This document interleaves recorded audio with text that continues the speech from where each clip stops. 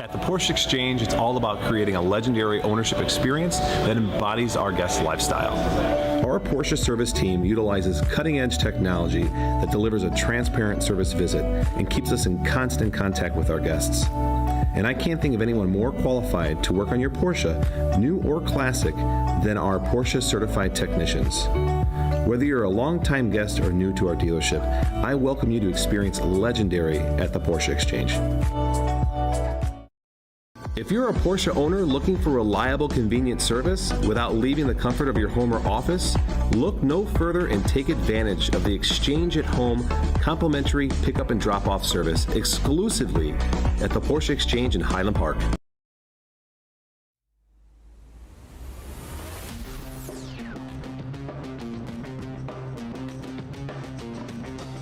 It's the month of May and we're back home again. No, not in Indiana. We're in Deutschland. A win at the only German track on the series schedule will be highly coveted, so expect some fierce fights at the front. Let's see who gets the W on this car's native soil as we get ready to watch the PCA Sim Racing Series 10 Challenge class live here on Podium Esports. Hi, I'm Joe Peak, and with me in the booth tonight is Kenneth Bueno. Cameron Auburnon is on social media, and Ryan Bauer is producing while using cameras provided by Dougie Beard. But before we get to the racing, Series 10 is brought to you by the Porsche Exchange, which has been family owned and operated for over 40 years.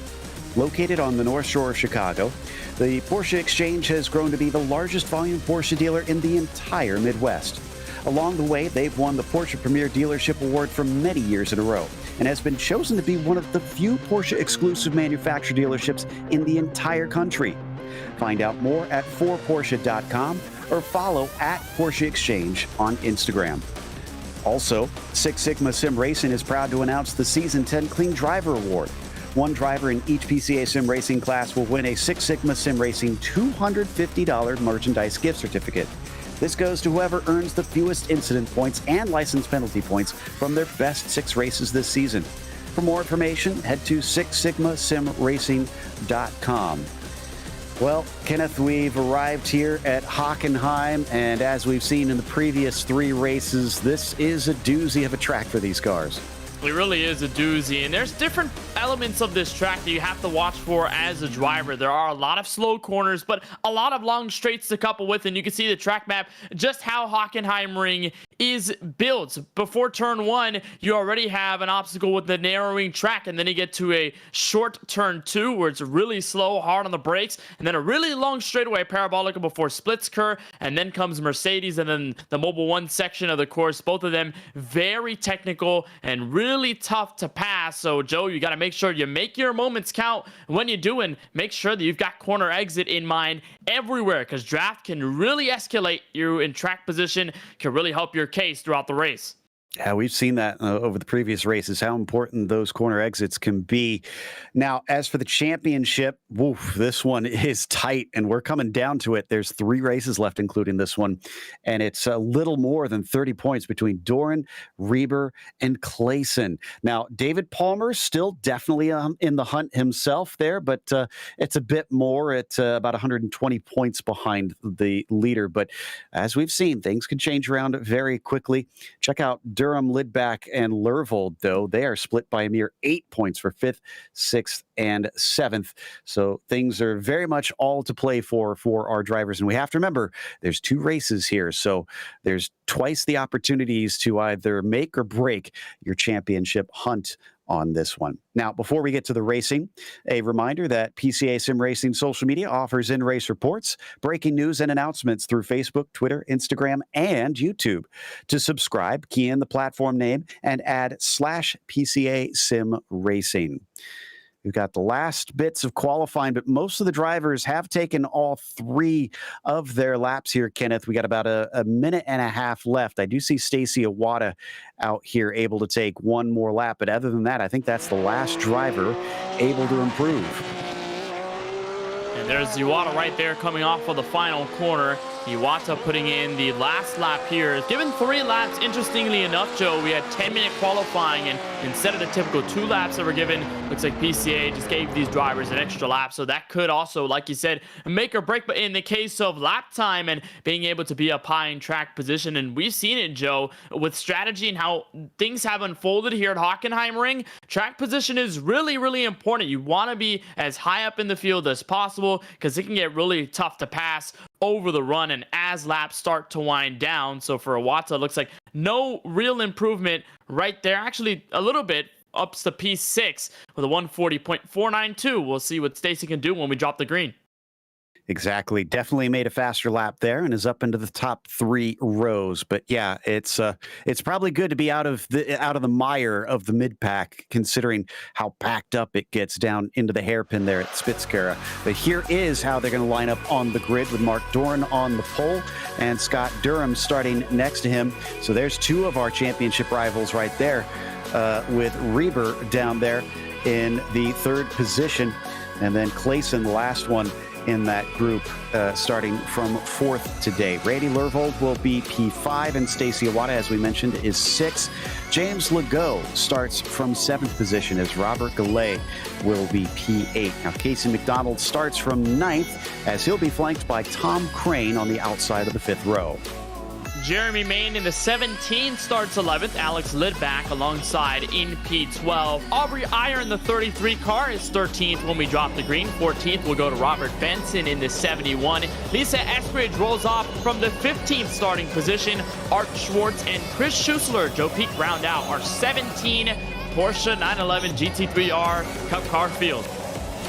And, of course, we've got just about everybody out there. Scott Durham going to be the last one. Remember, this is the first of 2 races, 15 minutes for this one, whereas the second race is going to be a full 40 minutes for them. And their finishing position does determine their start position for that second race. So they do want a good one for this first one. And it's pretty warm out here right now at 101. Yes, it's a short race, but will they be able to keep from overheating those tires here on this steamy track right now? As there is Durham in the number 83 finally gridding up. So the engines now start to rev as the lights come up.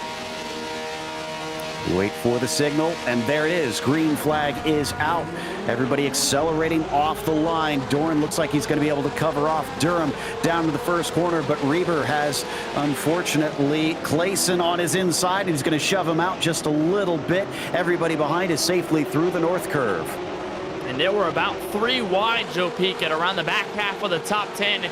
Entering turn 1, everybody tiptoeing, very careful in the first couple of corners as they make their way through the Parabolica section of Hockenheim Ring. Everybody, for the most part, single file. Our first side-by-side battle around the back half of the top 10, and a car around Aubrey Iyer in trouble at the exit of turn 2, as here is Scott Durham looking on the outside of your leader, Mark Doran.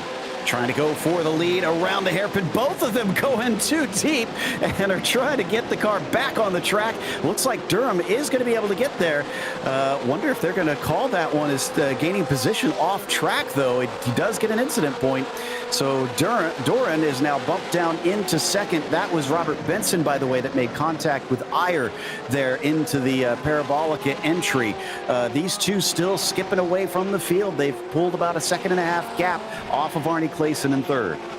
And they've really made up a lot of time, and with the fact that you can lose a lot of time at a place like Splitsker, which is a really slow hairpin, and if you mess that corner up even just a little bit, you can scrub off a lot of space and time between yourself and everybody around you. Cars around near the mid-pack, it is Tom Crane, 864, hard into the outside wall, and I believe got loose at around the entrance of the Mercedes section of the course, and went around Tom Crane with some early troubles.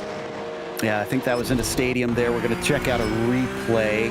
And this is on board with Crane into Mobile 1. Let's see if he just goes a little wide or does he get a little help here.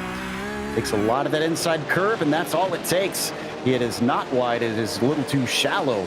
Unfortunate for him. And it sounds like we've had a problem for one of our front runners, Jonathan Reber. Yeah, Jonathan Reber, who at this point, second in the standings, went around at the exit of the final corner and nosed it into the inside wall. So drama early for the 147. Watch here, and to the final 2 corners in tip-top shape, 3rd gear. But right here, that car revs a little too high, grabs a piece of that curbing, and just rips away from his steering wheel hand control. And around he went. Reber with a tough start, drops all the way back to 16th. Interesting that both of our wrecks now that we've seen, or at least the major wrecks there, have been drivers getting a little too greedy on the inside curbs, as we're watching with Casey McDonald, who is not close enough, but the driver in front of him is going to have problems. That was Stacy Iwata, who winds up prone across the track. Everybody has to scatter to get around, and I think Robert Goulet may have, no, he did not get the wall, excuse me, but he did have to take huge evasive action not to run into that bright blue car. Yeah, and in the next corner, he almost went fully around. He drifted through the curb, fortunately got that polka dotted car straight, but now under fire from Alex Libak and now Lisa Eskridge. This race has severely developed in probably the worst way possible for many of the drivers, as they have really dropped off track position. And we do have word, Robert Benson, it appears he was black flagged for the most recent incident. And you're right on board there with Eskridge, now under fire from Art Schwartz, and one of the 2 Michelin cars we see this evening, Joe. And yeah, Eskridge up 5 spots since the start. That Benson penalty was for the lap 1 contact into turn 2, into the parabolica entry. As we watch on board here with Art Schwartz chasing Lisa Eskridge, both of them with a gain of the same amount of positions. It does seem like, Kenneth, that just keeping it on the black stuff here today is going to pay big dividends. Yeah, it definitely is going to be the case. And you mentioned it before we got the green. Track temp at now 102 was 101 right before we started. So the track temp really slick. So these cars aren't as grippy as you would expect them to be. And in the case of this place here, Hockenheim Ring, these curves can really catch you off guard if you smack them just a little bit too hard. And that was the case of the Pro Series race, or the Pro Class race, that we saw. Scott Durham falls into an incident and goes sideways. Mark Doron takes the lead. Wow, so he's going to get that one back. Remember, they changed hands at the first lap. And here, let's see, is this another incident down into the Mercedes arena? This is into the left-hander. Took it way too deep, and the rear comes around, and now Mark Doran is your P1. It's been odd seeing all these drivers find mistakes this early on, and with the fact that we've got the 15-minute heat race deciding our starting lineup for the 40-minute feature, these are going to be some severe brunts for some of the front runners. For Durham, though, he's going to easily pick back up second around the 242 Warren Klassen, who I believe gave way in the final 2 corners before getting back to turn 1. So Durham still going to hold on to a top 3 spot, but does fall off at around 0.6 of a second to the tune of it to Mark Doron. So, I mean, these mistakes continue to pile on. And like I was about to say before that slight mistake by Durham, we saw a lot of mistakes change the complexity of the race in the Pro Class. So we saw many of our leaders go around, change the way they had to develop their strategy for the rest of the race, and overall their entire mindset. So it's affecting a lot of the field here tonight. Hopefully it doesn't transfer over into the feature race, but guys are getting their jitters out for the moment. It seems to be affecting them quite dearly. Yeah, absolutely. By the way, here in the opening lap pass into Spitzkara, I asked whether or not the stewards would look at that. They deemed it A-OK, since the sim did not give a slowdown penalty to Durham. They decided that it was considered legal, so they let them race it out, and Doran just had to wait patiently to get that one back, as we now check in on the battle down for 15th position. 14th really here. Stacy Iwata trying to take that away from Schuessler, with Aubrey Iyer getting into the mix in the black and yellow machine. Nice little pass down to the inside of the hairpin. Schuessler can't get the car going, and now Iyer's trying to get a 2-for-1 on the inside of Iwata. Makes it stick. Nice pass by Iyer, and it appears Iwata just let him go. These are 2 of the drivers who found mistakes early on, and Iyer went for a slide there going into the Mercedes corner, the Mercedes section of the Hockenheim ring, and now heading for the Mobile 1 curve, but it looks like Iwata not going to be able to respond. Casey McDonald, and it looks like James Legault involved in a 2-car incident. Gonna get it turned around. McDonald, good heads up there by Legault, just waiting patiently as he saw McDonald pulling in front of him so that they didn't make contact a second time. And once again, Calais was able to escape any drama in there as he split through the middle after they had their incident. Let's see what started it. Oh, that was a little ambitious. They just tried to send in the car and hope that it would stick, but unfortunately McDonald had shut the door. Probably wasn't expecting car number 27 to dive in there so late into the apex.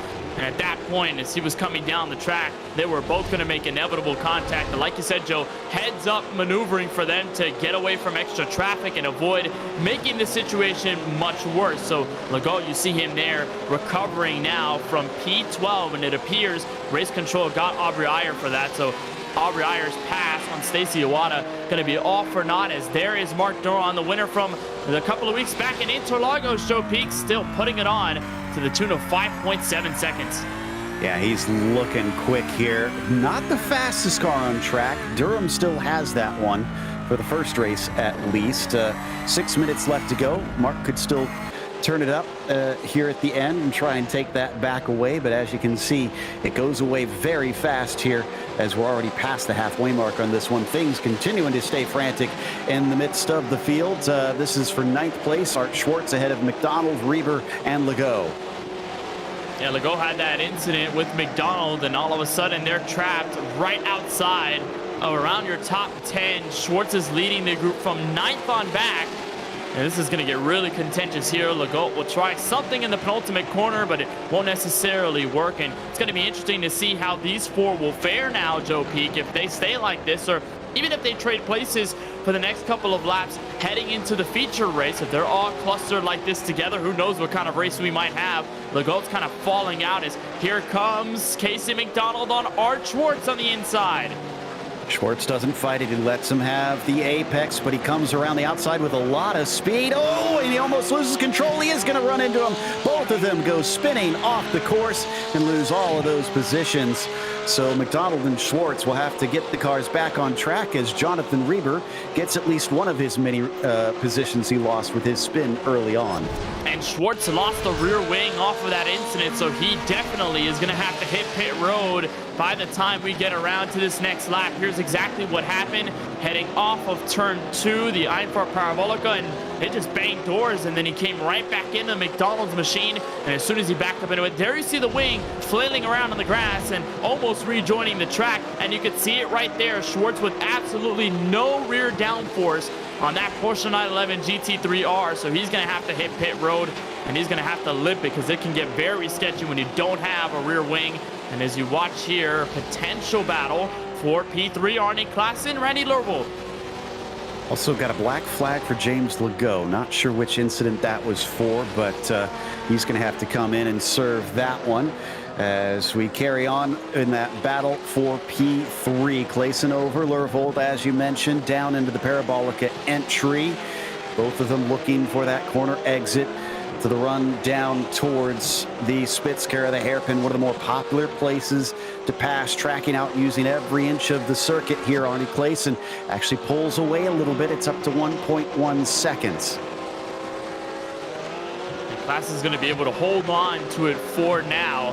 And what a run so far by Lervold. Has been able to keep himself steady, and after finishing in 7th in race number 5 at Interlagos, really a nice recovery into P4 and probably some more positions on the line. We're getting to our final laps. Look at all the drivers here, Joe. It's always so cool when our producer Ryan Bauer brings up the track map because it just has that 2D over top view, and it's very simple, but it tells you a lot about where everybody is and just where everybody is in retrospect to each other. Exactly, and with it not being that large of a field, not really seeing much in the way of lap traffic. It does look like Doran is coming up on Benson, but we'll see if he actually does catch him. There is your leader on screen right now, who desperately wants to try and get these wins and pull away from Reber, from Klassen in the points, which right now he will, but the bigger points come in the feature race here in just a bit. Cross the line with, I believe, 2 laps to go now. And this is a really good start, though. No doubt about it if you're that 486 of Doran, because, I mean, we talked about it at the top of the show, 20-point gap between himself and Reber. And with Reber's struggles so far in this first race, who knows what might follow in the feature. Whether Reber could struggle more, whether this race would just not pan out in the right way for this 147 car, and whether Doran could just pull away and try to seal the championship up at Watkins Glen and at Sebring to close out Series 10 of PCA. And let's talk about this paint scheme, Joe. I mean, we talked about it pre-race. That is a unique car. It's purple in the base. It's got designs all over the place. It's got eyes on the back. It just screams Dungeons and Dragons. I love it. Well, unfortunately for this race, I think he rolled a 1 for initiative because he's on the back foot. So the 147 is got a lot of work to do. But like you said, if he finishes 9th in this race and Doran first, and then they switch roles, Doran 9th in the feature and Jonathan the win in the feature, that will actually mean that Jonathan scores more points because they give you more for the feature race. So not the worst thing in the world to have a bad race here. Just going to make life difficult for him when it gets down to the big race here in a few moments. But looks like a lap was put on Robert Benson. You see that bright blue car now behind the 486. And is this, yes, this is going to be white flag out now for that 486 machine. I guess if we're making Dungeons and Dragons references, I guess Jonathan Reber might have to just hit a crit nat 20 in this next race if he wants to pick things up in the championship. But Doran really has been stunting the field for now. And this is just going to be about putting in a clean lap. I mean, Doran is known for putting in a lot of clean laps and being very consistent on track. And I believe one of the fastest cars inside the top 3. Not the fastest, but still very consistent, very fast, and should be no concerns unless he makes a mistake. Maybe if you're Reber, you can elect, since we will have pit stops in the feature race, to put a tire or 2 on. That might help him out. And if those will be +5 to his speed stats, then maybe he can catch up to the likes of Mark Doran. Who knows? We'll see, as this is the last time around for this sprint. It's already 6 seconds actually between P1 and P2. So after that incident for Scott Durham, that really kind of put paid to his hopes of trying to win this one. Might just give him the extra action to dash, I guess, if you're Reber there putting on some tires for strategy. Man, we're probably going to keep rolling until the ball just dies at some point. Yeah, I was going to say the non-nerdy fans are all just extremely confused right now. But as we watch him come into the stadium section, Doran just a few more corners to go to take another win. It's been a great season, although he needs a much bigger gap between himself and his rivals from here to try and clinch this one. He's not going to be able to do it today, but he's certainly looking like he's going to try his best as he takes victory in the sprint race for the challenge class here at Hockenheim.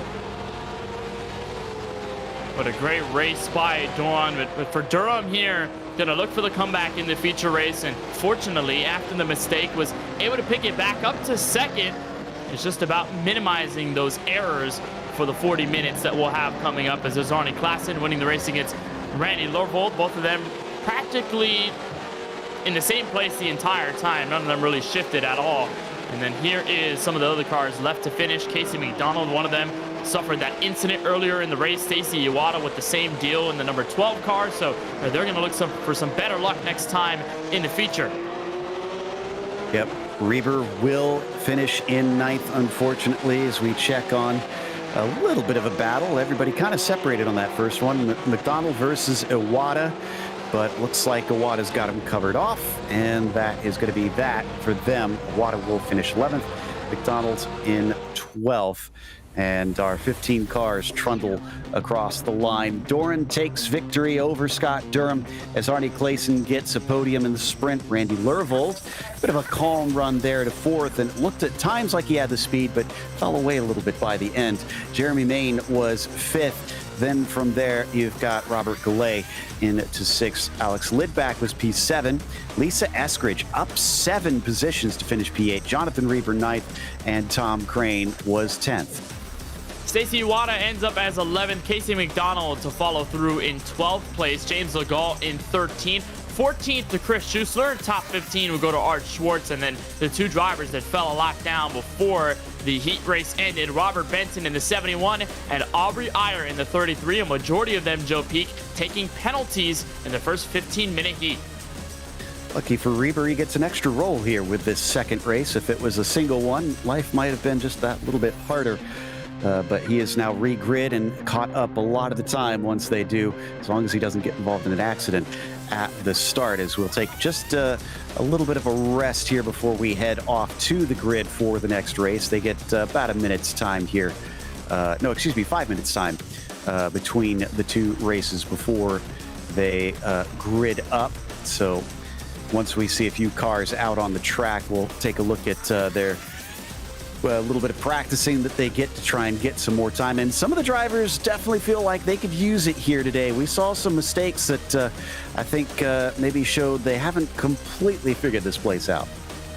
Yeah, that's true. With the way the track has been dynamically changing, and obviously with the weather factor being as hot as it is here in Hockenheim Ring in sim, I mean, these guys probably going to dial some things up before they go racing for that 40-minute feature, because yes, 15 minutes is a little bit of time, but it is nothing compared to 40 minutes at all. And if you have those mistakes build up in only 15 minutes, you never know what can mount on you in that feature race that is way longer. So maybe less application of aggressive throttle, maybe just being a little more smoother on the inputs, maybe avoiding those curbs a little more. Little tidbits these drivers can take to avoid putting themselves in a hole early on, because we know how tough it is, Joe. We've seen it before where these guys make a mistake, they fall back to the field, and then with the way things thin out, with the way gaps spread, they have to work on strategy, and then that's a whole uphill battle in itself, making things much more difficult. Well, speaking of difficulty, we have to remember this is it for the GT3R after this. Now, it might be back for the final week, because that is a driver vote on what car they use for the last event. But from here, we're heading off to the Cup car. This GT3R has a lot more downforce and a lot more driver aids than that Cup car. So if anybody's struggling here, that's going to be even worse when they head off to Watkins Glen. Yeah, and maybe could affect that driver voting decision by the time they get to Sebring, because I mean, that's championship race. You have to make sure, if you're any one of those drivers, you want to put in your vote as much as possible to the car that you're suited best in. But yeah, you're definitely right. A lot less aiding in that Cup car for Watkins Glen in about a week time when we start off with the club class. So yeah, it'll be very interesting to see the send-off maybe for this GT3R, as here is a couple of cars heading on to the racetrack and getting those extra practice laps like we talked about. Robert Gall is one of them in the 809. Yeah, a little less than 2 minutes left to go here, so they'll only get a couple laps in, but you never know. Maybe those laps could be valuable in getting yourself that knowledge that you've been missing out there. Figure out that corner that you were struggling with for some reason, and it finally clicked. Stacy Iwata, one of those that had trouble right here. We saw him spin, and I wonder if it was a little bit too much inside curve. I didn't get to see when we were watching live on board, because that's a very fast corner, and I wouldn't be shocked if that's what cost him and sent him around. But looks like he's okay right now here in the practice session as he comes up to another difficult corner here, Mobile 1. Another swift turn with not a lot of room. Track narrows up here into the stadium section. This is the older part of the track. They upgraded this place back in the, I think it was 2001 was the first year with this layout of the circuit. And you talk about narrowness, you also mentioned lack of runoff in a good amount of that last sector. There's a lot of grass and gravel, so as soon as you dip that car into the grass, and you're probably going for a wild ride, and it's going to take you a very long time to get back on the racing surface. So there really is a limited margin of error. And as you watch Art Schwartz get around the track, this is going to be entering the splits curve section, so the tightest hairpin of them all here in the Hockenheim Ring. And so yeah, it's really tough to get through that last sector, and even through Mobile 1 curve, because it looks so fast, and it is really fast, but you have to be pinpoint accurate. That could be really tough. Indeed. A lot wider over here in the newer Mercedes arena as you watch another of our drivers just carry on.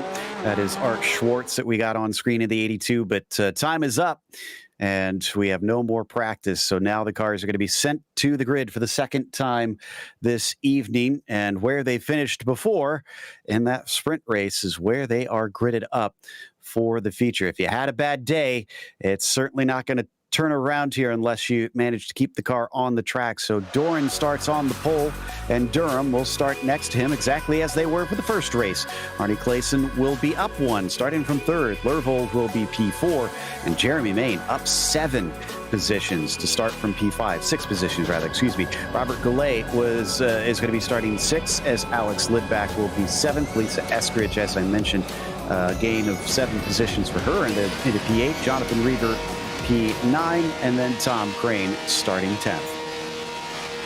And there is the green flag as everybody accelerates down into the north curve. Good start for Doran. Now it looks like Clayson might be able to challenge for 2nd here around the outside of Durham. Just going to feed both of them off. A little way too wide, though. Looks like Lervold's going to take advantage. He gets a 2-for-1 as he accelerates down towards the parabolic entry, but both of his rivals break later than one of them is going to be able to take the position back, but it looks like Clayson goes out way too far into the runoff. Yeah, Classen was way too far off the track in turn 2. Lervold had such a great opportunity to get 2 positions in 1 corner, and gets halfway through that accomplishment as there's Casey McDonald playing some defense here on Tom Crane in the 864, but a really solid start out of Lervold. We'll see if he can keep that up to get to Durham and Durham before this is all over. Jonathan Reber passed for 5th on Classen. He's got it into splits curve. Wow, that's 4 spots, and we're only halfway through the first lap here. Reber is on a mission and taking advantage of the fact that the gap has been made up. Oh no, a spin for Arnie Clayson, and he's going to catch out Robert Goulet as the 2 come together. Another car, I think, having contact. Stacy Iwata for the 2nd time having problems in the Mercedes arena. I talked about it, Joe. You have to be pinpoint accurate in that Mobil 1 curve, and at that point, it just looked like it ripped away. Rather, this was Mercedes arena, the entrance, but a similar corner nonetheless. Arnie Classen just loses the race car. Car goes hard into the wall and catches Robert Gallad there at the worst possible moment, merging back on track. That is really going to be tough, and even worse so, one of the drivers, Joe, that's in contention for this championship in this class. So really got to watch out for that. A big development. Yeah, that changes things significantly. As I said, Reber making up a lot of spots. He's up to P5 now. And for Clayson, unless he has a really tremendous run, he is now not looking at a very good point stay. Chris Schuessler just had a spin in the back. Don't need to go to it. But he's going to fall all the way to 16th position as we ride on board with Casey McDonald, another driver that's gained a lot here, looking for 1 more, and Lisa Eskridge, but no dice still. Casey McDonald has gained 4 since the start. You say both of these drivers with some rear end damage, but for Eskridge, she's going to be able to hold on for now. You can look off the rear wing of her Porsche 911 GT3R, and McDonald did catch a bit of the draft. So again, pertinent to the way you need to make passes here at Hockenheim Ring, where you use these long straights to your advantage and then outbrake the other car heading into the corner.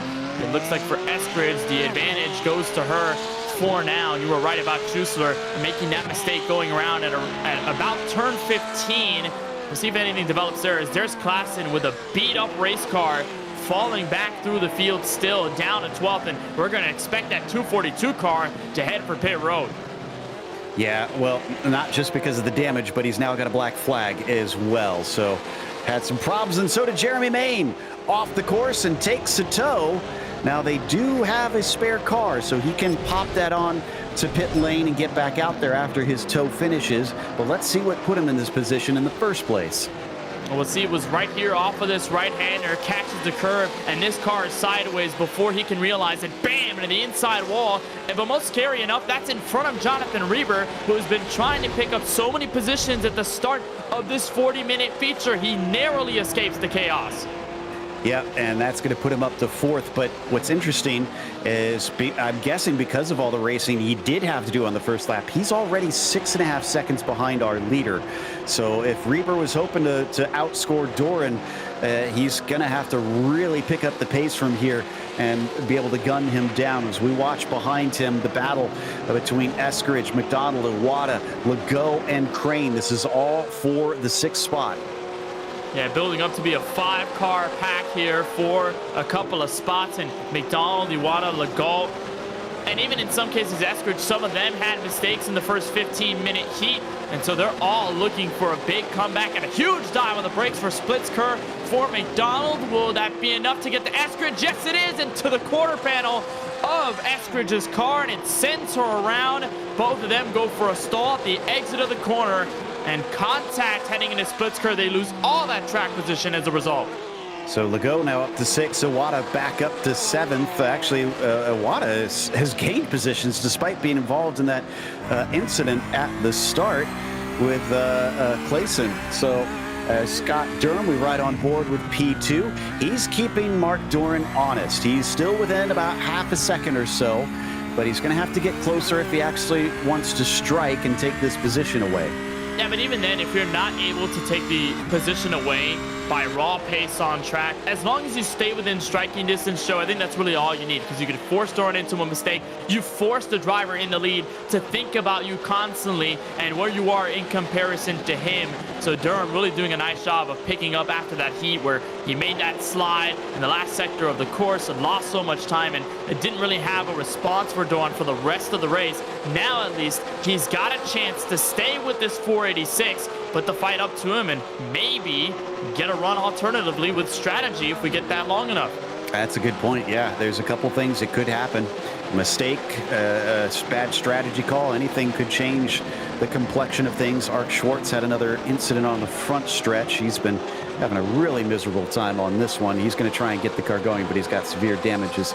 We now watch the cars fly into the Mercedes arena once again here. The battle between Durham and Doran staying uncomfortably close for Mark, at least at this stage. Behind them in third, that is Jeremy. No, that's not Jeremy Main in third.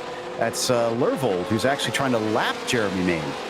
Yeah, Main just got out of pit road in front of Durham, and we saw that 83 go for a little bit of a hesitated move going around. Main didn't really want to get into him and just try to be as careful as possible, but Lervold did a great job on the jump of this race to gain track position. It's just he's been stagnant at around third place, and he really hasn't gained nor lost any time. The driver out of the high desert region is probably in a race where you would want to have as a driver. You're not standing out too much from everybody else. You're not so far back in the field that it's hurting you dearly. You're just carrying along in third, learning as you go, and keeping the car on track. Aubrey Iyer had a very narrow escape. There was an accident for Tom Crane, unfortunately. Pretty much a carbon copy of what happened to Jeremy Main. But if we get an onboard with Aubrey, you're going to see just the narrowest of margins. Watch this. Bounces back. Woo!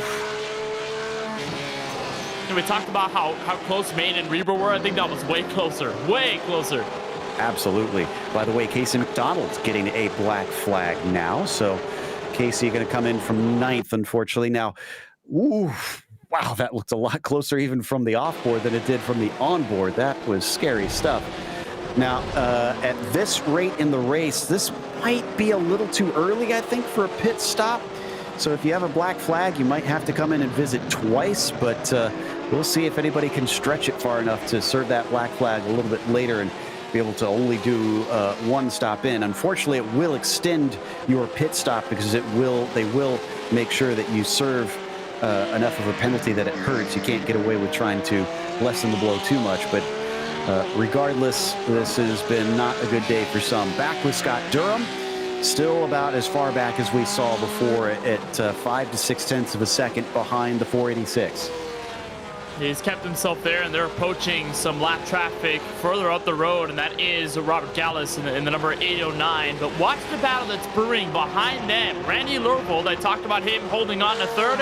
Jonathan Reber's here. He's there by about half a second off of the 6:14. He's been gaining time lap by lap, and if you look at their lap times, it's just reflective of Reber's pace at this moment. 141 flat from the 147 car, and Lervold set in at 142.1, so about a full second off of the car behind him, and things are going to get rather interesting because Jeremy Main has not let up in front of this duo as Casey McDonald heads down pit road and serving that black flag.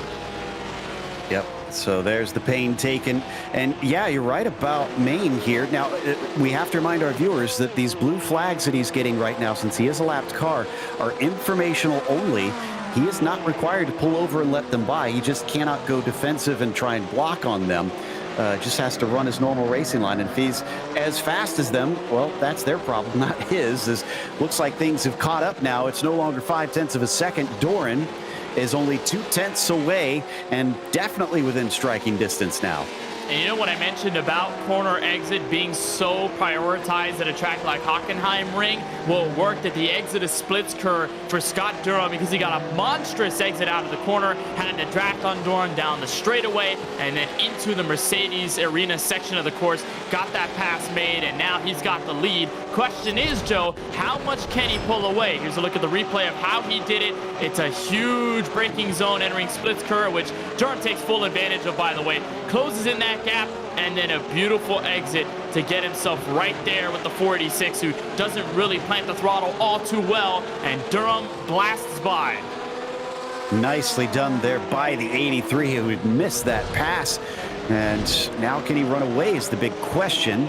Or is this going to continue to be a fight all the way to the end, especially with Robert up in front of them, potentially being a little bit of snag and things. It looks like, I think Mark's not quite close enough here unless he makes a really wild dive. Scott should be relatively okay under the braking into the Spitz curve. Well, much later on the brakes there for Mark Doran. Gets him close to the bumper, but not actually touching it. That'll be a big note that he's keeping in his head, that he's a little braver down into the braking zone of that corner. That's true, but the deficit here for Doran is that you saw there at a splits curve, he lit up the rear tires and that car got sideways. And it was a testament to how slow he was off of that corner the last lap to give away the lead, and it fell to him right there at that moment in this other lap that just happened right now. So Doran really has to take note of that, burning up the rear tires off of that very slow corner and making sure that he does not bleed off more time by doing just that. And they are closing in on that 809 machine. So we'll see if Gallus has much of an effect or whether the leaders are able to get around. But case in point, top two, still not done quite yet. Yeah, Reber taking tips from them because he made pretty much the exact same pass there on Lorvold in the hairpin. But it's now close to 10 seconds up to the leaders. And looking at his pace, I don't think he's quicker than them. I'm not sure that he's really going to be able to run them down unless they start fighting or something strange happens with the tires. Watching on board from Robert Goulet, looking back at them. He's going to stay out of the way. Oh, almost steers into him. I think they're able to keep out of each other just barely. Oh, that really sent my heart into my throat there for a moment. I can't imagine what it was like for Durham. I did not think Durham was going to make that corner. Point blank, I didn't think he was going to make it. I thought he was going to get right into Goulet, but he did not, and that really checked up the 486 of Durham because he saw what that 83 car did and probably said, okay, let me not be as aggressive. I do not want to hit this lap car and put myself in a spot where I end up with a black flag from race control. So he backed off, and now the lead balloons to 0.8 of a second, and that's going to be really tough. But you talk about Jonathan Reber, and I want to point out that although this 147 is not faster than your leaders, by the lap time on track, there you see him behind Jeremy Main still, yet to make this pass on the lap car. This is the start. If you're a driver, that's kind of all you can ask for based on how this night is gone. You just need a little bit of a head jump, at least gain as much as you can, and then when you're closer to the leaders, then work off a strategy, because it's much better to try and undercut and get through the leaders by being in third versus being in ninth, where he was earlier tonight. So, I mean, we'll see what Reber can do, but he's got a good start, and that's all that matters. Indeed. So as they head through the stadium section, still watching from Maine there for a moment, as he's not given up on these guys. Reber and Lorvold still behind them, but now that Reber is ahead, can he do what Randy could not? We are now about 15 minutes into this race, so we're getting into it. Pit window is now pretty open, but we're not expecting many drivers to pit in and take service, since it's usually a long first stint call and long braking zone for Jonathan Reber, where he finally gets by Jeremy Main.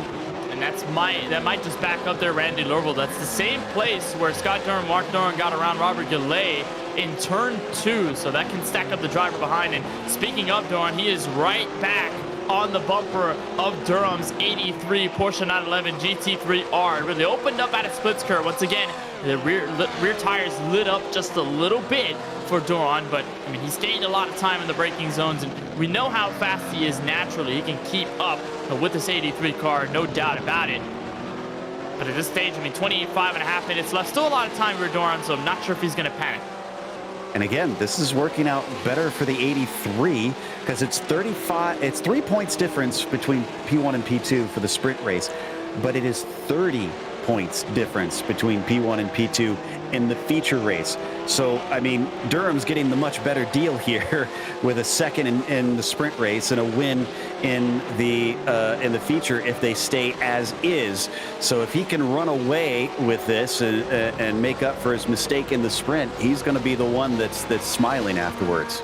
And Durham also will have the positivity of knowing that he could skyrocket on David Palmer in the standings for 4th. Probably not close enough to Klassen, Reber, and Doran, who are in that three-way fight for the championship right now in this class. But, I mean, if you're the 83 of Scott Durham, you missed the first 2 races at Road America and VIR. So to pick it up from Spa and Interlagos and to have a great finish, nonetheless, a win here tonight from Hockenheim Ring is really going to do you some good numbers. And heading into the next race with the points lead over David Palmer, it's going to matter a lot.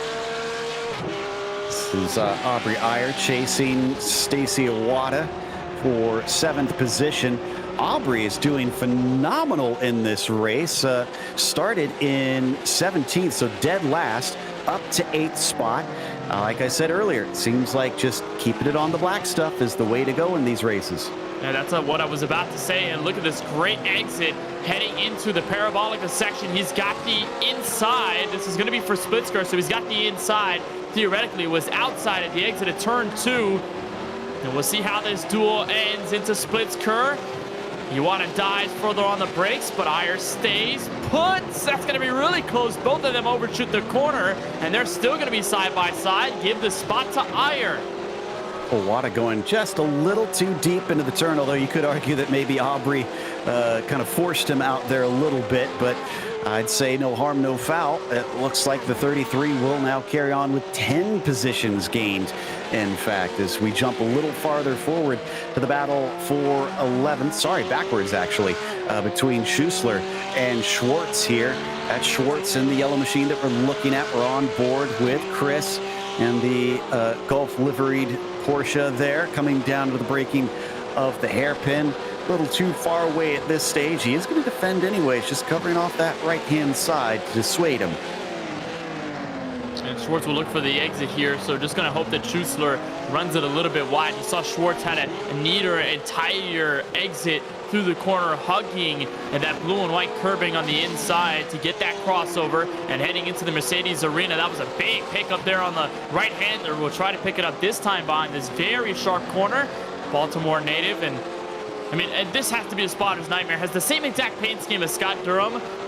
So it's kind of funny to see both of them with the same paint scheme. And Schwartz in the draft, and we'll see what he can do heading for Mobile 1 curve. Yeah, definitely threw me off a couple times already this race, where I was like, wait a minute, well, wasn't that car up at the front? As here we go.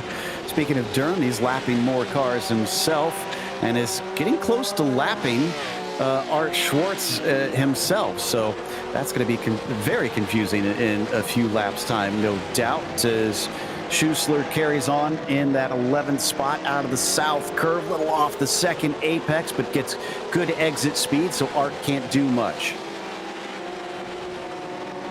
Yeah, really cannot do anything there. And you saw Tom Crane in the gravel heading for Sachs curve, what it appeared to be like, and it's still slowed off of the racing surface and trying to merge back safely, but it looks like Crane is just going to tow it back to pit road. So things have gone from bad to worse for the driver of the number 864, as here's a look back. Art Schwartz hunting on Schussler. Can he get it this time for the splits curve? He's close as he watches from behind here, just stalking that orange and blue machine. Now he's going to look for the inside. Defensive move from Schussler, and still nothing doing, although Schussler's deep. Can he carry the speed off the corner? Sometimes you can do that with you going so much deeper, extending the straightaway, and yes, he does. And Schwartz, I think, just gave him the space. Didn't want to fight him there off of the corner. But now look at this entrance and almost gets into Schussler entering the Mercedes arena. Schwartz has the spot. Probably not the cleanest way to go about it, but he made so much time entering that corner as Schussler backed it up severely. Schwartz now up to 11th. I didn't see, but I wonder if that was a slowdown penalty for the 61, and that's why he suddenly had to halt the car. If so, that was a very bad place to do that, right at the apex of the corner, and thankfully Schwartz is able to keep going after that scary moment. So Art back up to P11, Schussler back down to 12th. We now hit the halfway mark for this race, and in fact, yeah, there is Scott Durham. I think he's now got visual on that 82 machine. Yeah, he does, because Schwartz is right up ahead. There you see Schwartz in the 82, and then the identical Michelin car right behind him, and even further behind is the number 61 of Schussler that just got passed, and it looks like 61 is going to give way. Let Scott Durham by and just tripped over the radio to say thank you to the lap car, and look at the gap, 1.6 seconds. I mean, it opened up to around 2 seconds at one point in the last lap or so. Durham really has run away, and you can imagine if he didn't make that mistake into the Sachs curve on the 15-minute heat, Joe, how much of a factor he would have played in maybe winning that heat race too. Exactly. So for now, Babindum has a twin out there, and they'll be able to probably clear him pretty quickly here. Scott Durham looking like he is very fast today. When will he decide to pit in?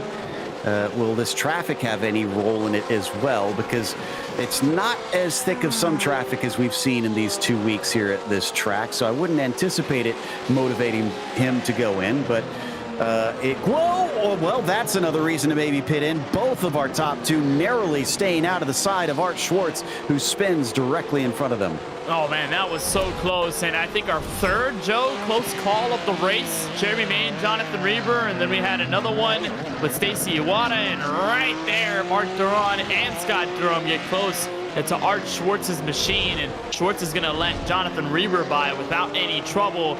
Man, that's been really scary stuff. And yeah, you're right, Joe. Might just be the cue for these guys to come in based on what's been going on. But your leaders here are going to stay out an extra time. Art Schwartz might want to worry about the incident limit. At 17 incidents, you do get a drive-through penalty. We've seen a few drivers that have been racking them up here today. Unfortunately, we have lost one. Tom Crane, who had already used his free repair, decided after that second incident he's not going to try to get the car back out on track. So he is out. We're down to 16 still running. It's a tough race for Tom Crane as his race has gone sour from Germany. Here's a potential battle for fifth. Alex Lidback, James Legault, 5th and 6th, the 11 and 27 rather. And from our producer Ryan Bauer, Joe, this driver here, Lidback, is the only one left with 0 incident points. That is really, really impressive with 17.5 minutes left. And look how clean that Porsche car is. Absolutely spotless. Yeah, and we haven't really talked about him much, so he's basically just been kind of running, doing his own thing, staying calm out there. Legault's going to try and make his day a little bit more exciting. Talked about a sour German experience. I guess, wouldn't a sour German be a sauerkraut? Maybe. As they come down into the hairpin now. Lidback still holding on to that top 5 position, collecting valuable points potentially by the end of the day, if he can just keep that yellow and blue machine back.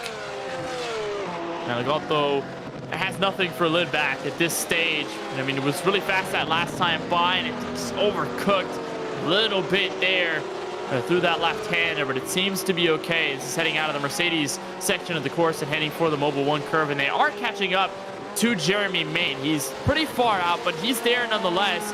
So, I mean, maybe these two might catch up at some point, depending on how this race unfolds and also how long they stay out on the racetrack. But there's a look at Main heading through the Sachs curve and now through the Sud curve. Final 2 corners here from Hockenheim Ring. And it looks like Legault is really caught in on Lidback. Might have the exit out of turn 16.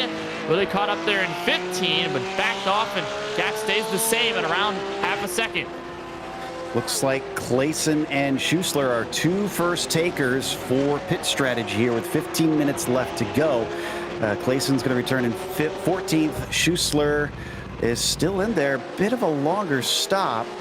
And it's going to wind up 15th, it looks like, before McDonald can come around and pass the 61. So near the very tail end of the field. And Clayson is not in clear air, but Schuessler, well, Schuessler might not even be in clean air either. So I don't know if this will work out for either of them.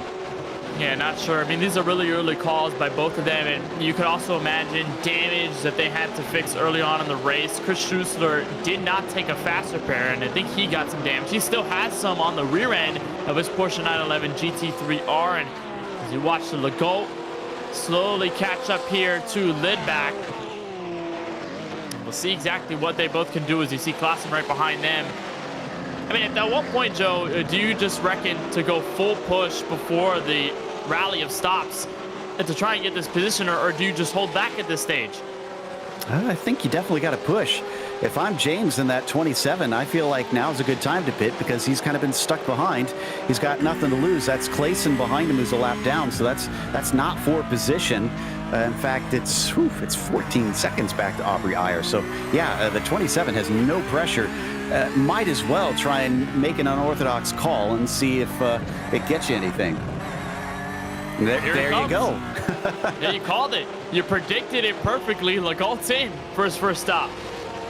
Sometimes I've managed to get these strategy calls. As into pit lane goes James. Scott Durham, though, still out, hasn't pitted yet. Doran also going to stay out there. That was a bad exit, though, from Durham. Looked like maybe spinning up the tires, but keeps it from going off track.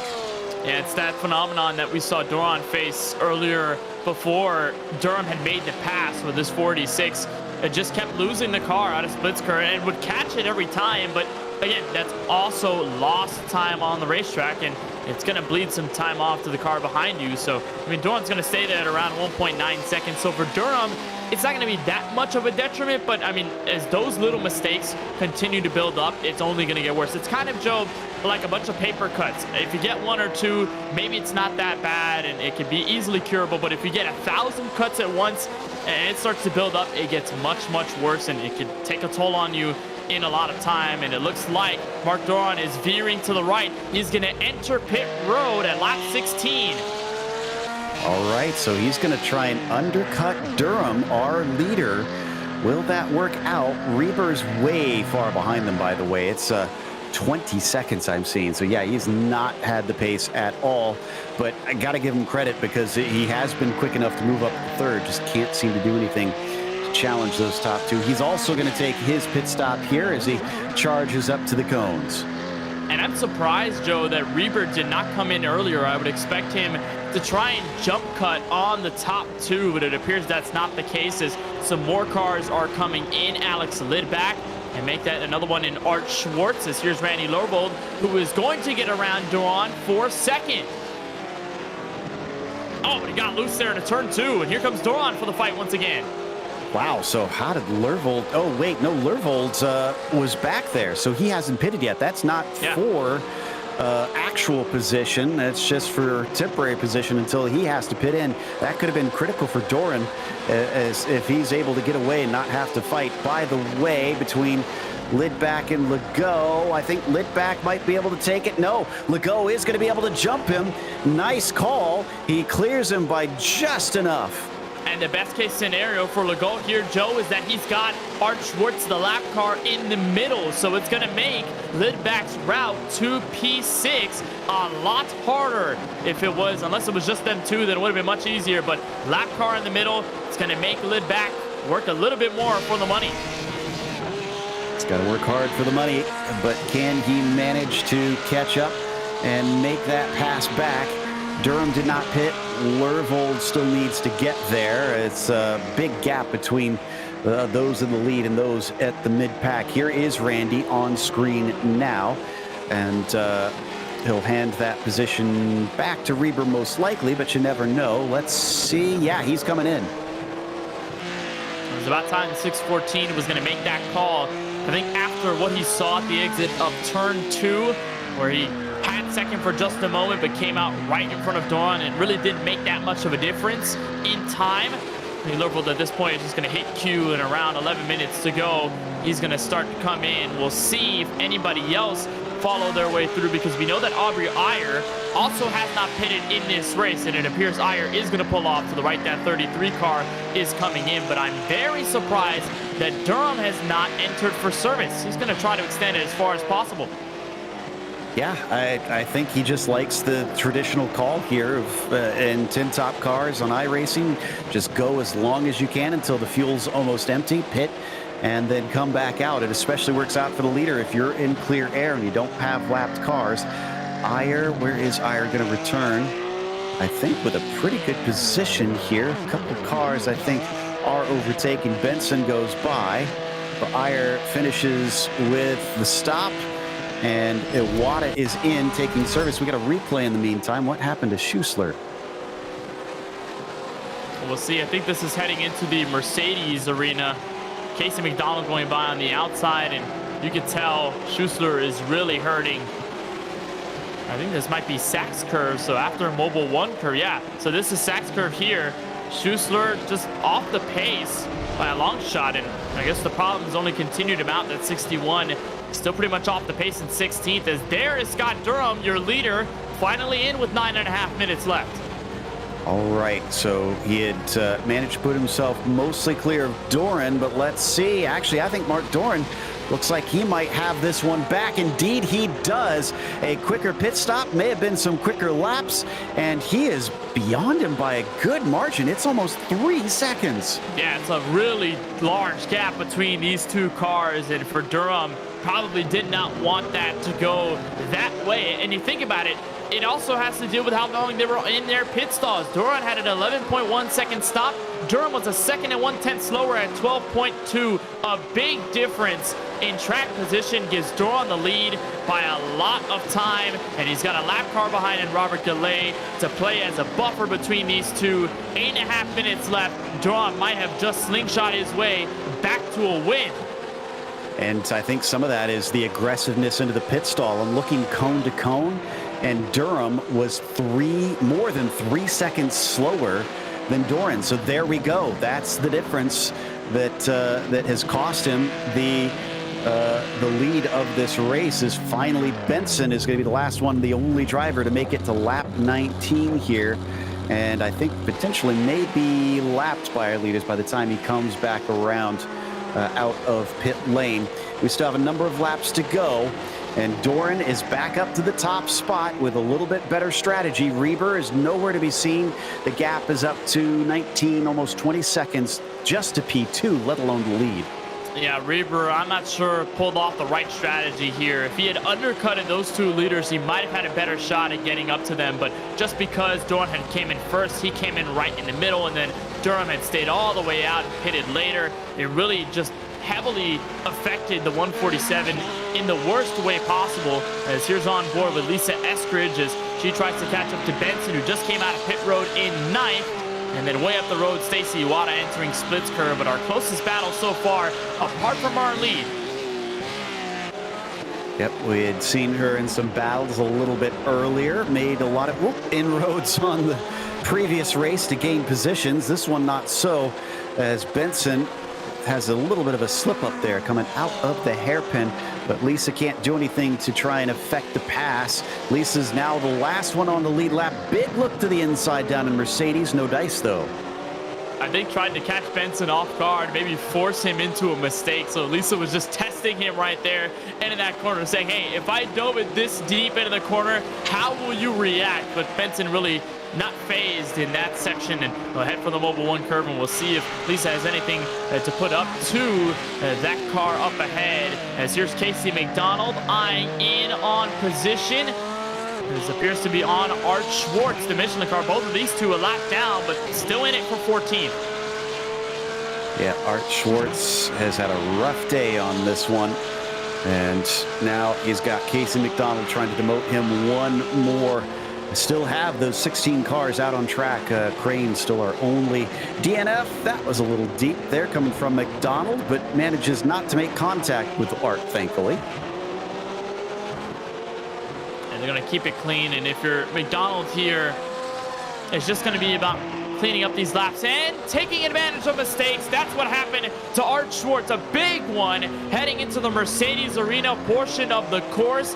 Got the car sideways, hard into the inside wall. Schwartz is trying to lift it back on track. Casey McDonald grabs 14th. Probably not the way he wanted to take that spot away, but Schwartz makes the dear mistake, and it costs him the spot. Yeah, well, the unfortunate thing for Art is he's already used his spare car. So basically, with only 5 minutes left, if he does have to come in to get damage repaired. Oh, he's got a black flag, actually. It's not even a black and orange flag. He had too many incidents with that one.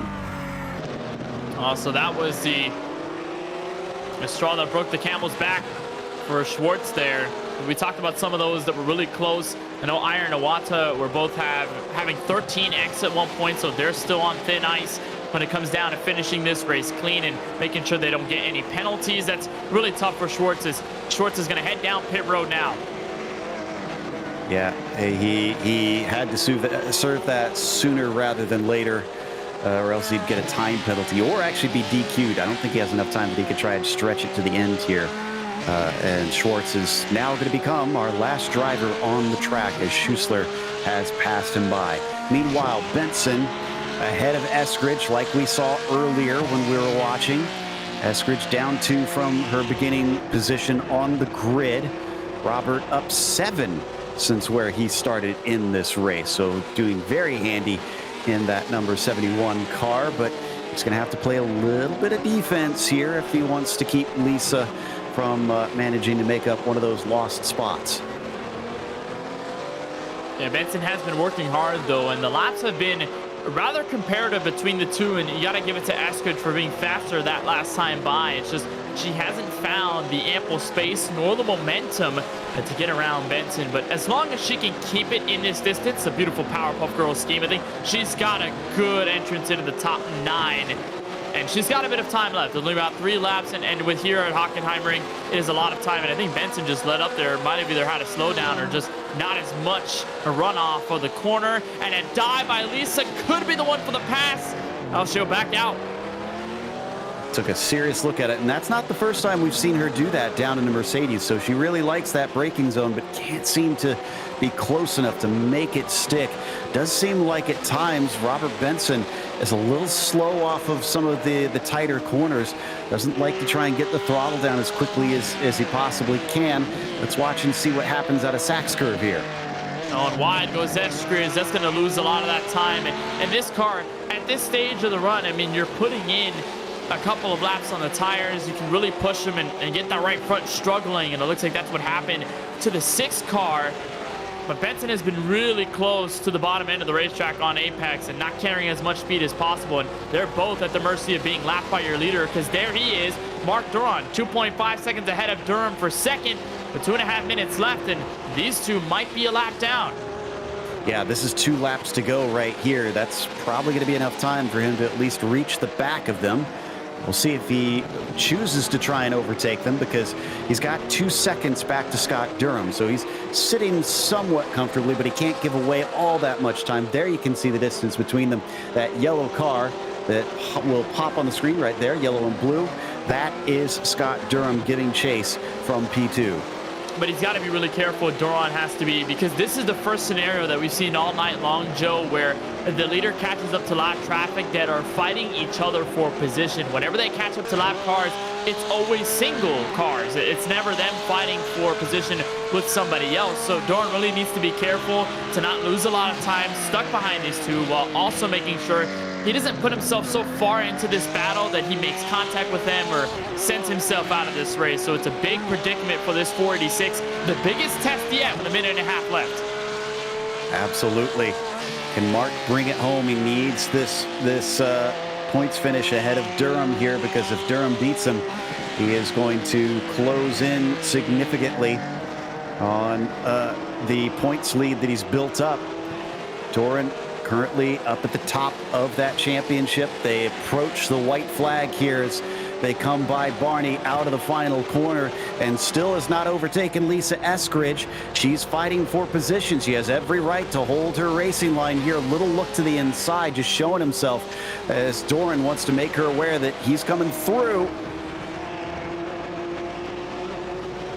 And there it is. Look at how much time Durham has closed in on your leader. It's now down to a second because of the slack traffic. But Lisa lets him go. Nice call there. Once he got to the inside, just lift a little bit to facilitate. But yeah, you're right. That was much more helpful to Durham, and having to take a bit of an evasive action there. Benson almost costing Doran a lot of time as he almost went into the grass. It's still at about 1 second between them. The last lap of the race looks to try and dive to the inside of Benson. He does not want to lose time. He almost gets into the side of him. He definitely doesn't want a penalty, though. No, he doesn't. That was so risky there for Durham, but I think it might have scared Benson. Benson's going to let him by and just say, okay, I'll let you two scurry at it for the lead, and they're going to close in together. So maybe Eskridge might have this spot. She'll go to the outside in the Mercedes Arena. This battle was still going on for 9th, but our battle for the lead closed in at 1.1 seconds, and this will be the last time we get through Mobile One Curve, Joe Peak. Just a couple more to go. Doran withstood losing the lead, focused on trying to make sure that his pit in and out was much cleaner, much quicker, and that made the difference. That got him back up to the top spot ahead of Scott Durham. And now as he comes around the south curve, he's going to sweep the week here, taking the win in the sprint and the feature. Mark Doran is your victor at Hockenheim. What a performance by Mark Doran. And you got to give credit to Scott Durham for putting the fight to him all race long. But Durham with that undercut strategy works out. And although Jonathan Reber did not have the luck in the heat race, he does pick it up with a 3rd place finish. And that's going to be some decent points heading into Watkins Glen in a couple of weeks as Reber comes off the final corner and we're across the start-finish line. So definitely some pace to be found there for the 147, but he needs to feel proud of himself, gaining 6 spots to finish on the podium, where he actually qualified, I believe, in the opening race. Randy Lervold, in the meantime, another 4th for him, with Legault winding up with a top 5. Nicely done by the 27 there.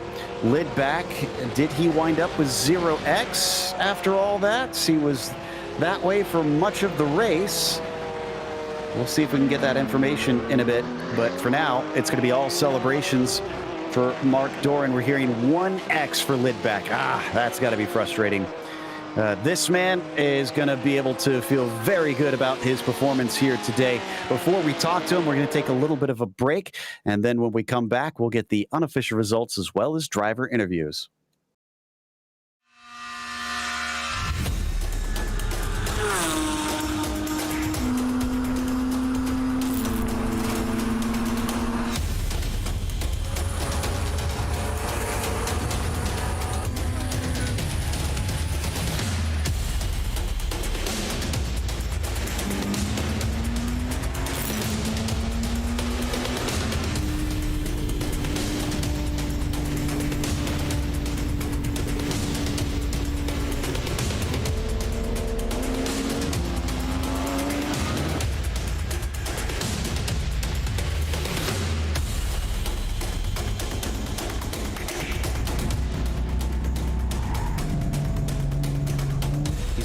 A little earlier if that's going to be the case. He's actually got a nose ahead as they come down into the braking zone. He's going to do it the hard way.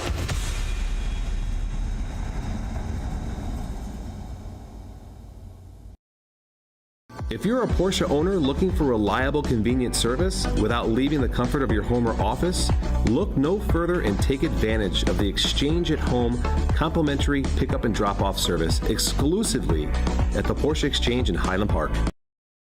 At the Porsche Exchange, it's all about creating a legendary ownership experience that embodies our guest lifestyle. Our Porsche service team utilizes cutting-edge technology that delivers a transparent service visit and keeps us in constant contact with our guests. And I can't think of anyone more qualified to work on your Porsche, new or classic, than our Porsche certified technicians. Whether you're a longtime guest or new to our dealership, I welcome you to experience legendary at the Porsche Exchange.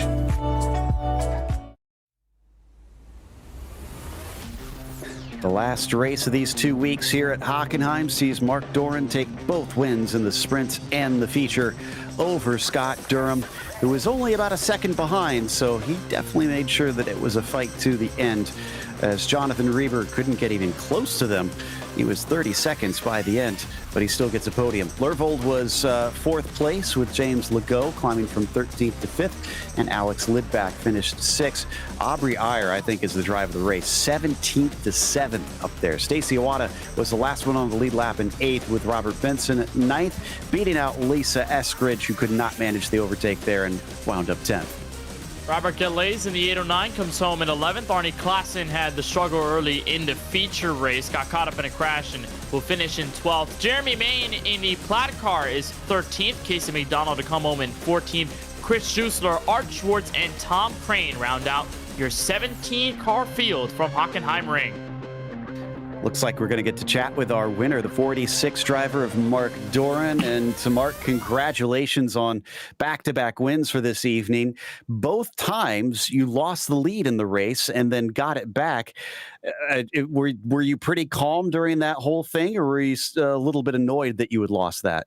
Well, thanks for the kind words, Joe. Yeah, it's, I made a couple of mistakes, and Scott was pacing me pretty close, and he took advantage of those a couple of times, and good on him for doing that. For me, it's just a question of, keeping my head down and doing what I do, and, what will come, will come. What we saw in the pit stops, which is when you got that lead back from Scott in the feature race, is that cone to cone, you were 3 seconds quicker than him. Do you do practice on those pit stops? Do you think that made any sort of difference? Let's see. So everybody's listening to this, right? No. Yeah, I actually do practice both in and out to try and make sure that I'm wasting as little time as possible there. So I guess tonight it really paid off. Scott had the hiccup last time, but hit his marks perfectly this time. But if I was able to get in and out a little bit quicker, that really made all the difference. I was really struggling to close the gap on him in the middle section of the race there. Didn't really have any good ideas except maybe jump in the pit. So that's what I did. Well, yeah, I'd say that was a brilliant thing to do in this case, because it definitely got you that win. That also means that you've outscored all of your rivals after they had closed things in within 20 points at your closest coming into this race. Does this make you feel better with now only 2 rounds to go? Well, I'm trying to be, all the sports psychology people say one thing at a time, right? Do the task that's in front of you and don't worry about the longer term. That's where I'm trying to focus, is get myself ready for the next race. It's another track I don't know at all, so I've got lots of prep work to do. And, I've been having a lot of fun getting ready for these races. The racing's been great. For the most part, it's been super fun. And everybody's been super convivial. I noticed people were super polite tonight, both in terms of where they put themselves on the track and the radio as well. So that really makes it fun to do. It's a good group. Yeah, and it was fun to watch from our perspective. Again, congratulations. Anybody you want to thank for your double victory? Yes, well, you guys do a fantastic job. I do watch all the other class broadcasts as well, so I want to shout out to you. Obviously, all the people that do all the backroom work to put this together, all of the steering committee and race control and all the admins and mods. Thank you all. Couldn't do it without you, of course. And not to forget our sponsors, right? Porsche Exchange and Six Sigma. Thank you for making this possible for us. Really appreciate it. Well, thank you, Mark, for the kind words and for the entertainment. That was our winner in the 486, Mark Doran, and he was followed home both times by Scott Durham, and Kenneth has caught up with him. Indeed, here with the driver of the 83, Scott Durham, and you were in range of the win here there with Mark Doran. I mean, you two were fighting all night long, and a fantastic drive by you. Just give us your perspective. What was it like to try and chase down Doran in those last couple of laps? It was good. Traffic kind of got in the way a little bit on the last lap there, but just like the last week, a couple of mistakes that gonna kind of cost me. In the first race, I had a big mistake, and then in the main, just mistake in the pit, I guess. I'm sure if somebody was looking, I probably had a bit of a differential with Mark on that. But yeah, he drove great, and it was lots of fun. And talk to us about that pit stop at around halfway. Was your mindset the entire time just to run the tank dry and overcut, or were you not expecting Dawn to come in as early as he did?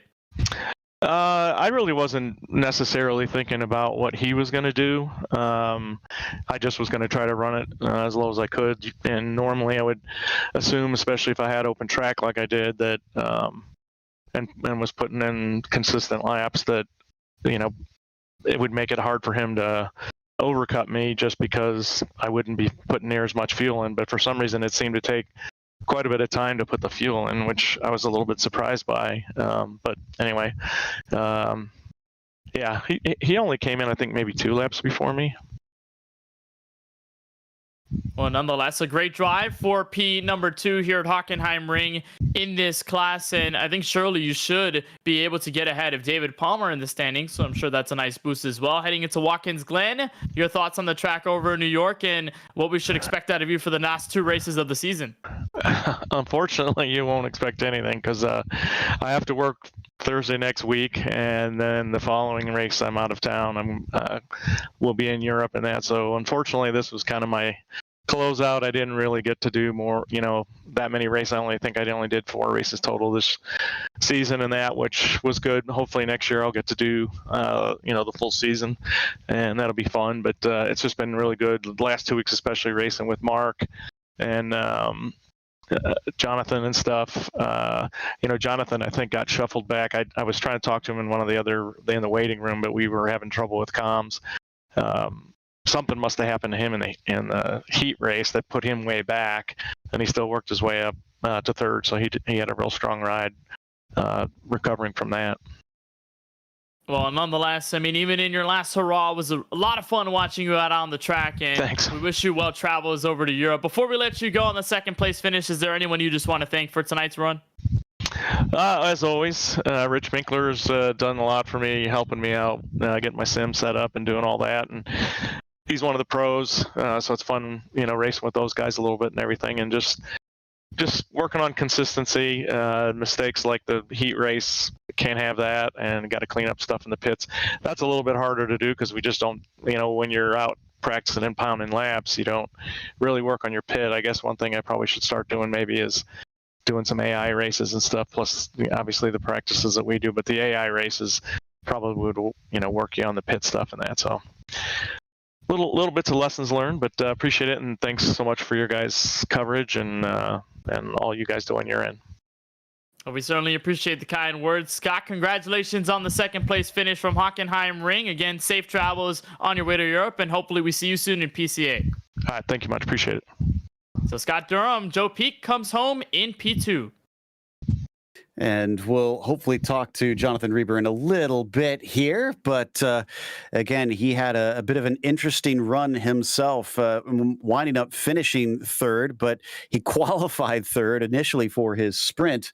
And then, unfortunately, things kind of unraveled on the end of that first lap. Jonathan, what did you do to reset yourself? Because you did climb forward decently well, both on the sprint and then later in the feature. Up to a podium. That was good stuff. I'm quite pleased with how it went in the end. How did I reset myself? I think a lot of shouting at the screen at the end of lap 1, I think, was how I kind of reset myself. It's just one of those things, isn't it? I think, slightly cold tires on the first lap, and that's it. Off you go. So, and then I had to be careful to make sure I didn't obviously re-enter and hit anybody else, which meant I started right at the back. But that made it a bit more fun. I got back to 9th, I think, in the heat race, and then got a half decent start in the feature and managed to get a few places. But obviously, Mark and Scott were, by the time I got to 3rd, Mark and Scott were already miles away, frankly. So then it was just a case of keeping an eye on Randy behind me and making sure he didn't get too close, and just trying to keep it on the straight and narrow. So all good.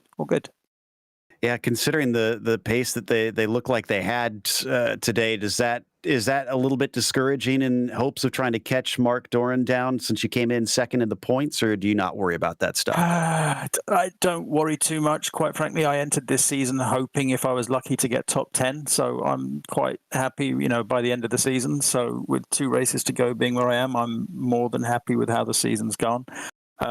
Don't get me wrong, it doesn't mean I don't hope that Mark's car falls apart on the grid at the next race and just, falls into shrapnel. That would be lovely, but I think it's unlikely. But yeah, I don't worry. It's just been a really fun season. It's nice to be at the pointy end of the grid for once, just, now and again, to actually feel that you're part of the race. So it's just fun. And lastly, based on your paint scheme, I have to ask, what class and race do you play? I am a fighter dwarf. All right, we were having fun with jokes on air about that, so we appreciate the paid scheme. Well, again, congratulations on a podium, and again, admirable run out there. Thank you very much. Thank you. Have a good one. See you next time.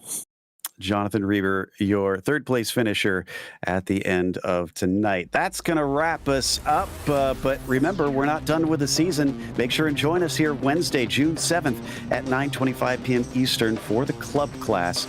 And that'll be at Watkins Glen. We'd like to thank our sponsors for Series 10, which of course includes the Porsche Exchange and Six Sigma Sim Racing.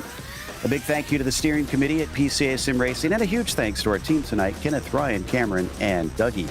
Also, none of this is possible without those behind the scenes at Podium Esports, Ryan Bauer, Gary Sexton, and John Theodore. Thank you so much for watching tonight's broadcast of PCA Sim Racing. I'm Joe Pete. I'll see you on the track.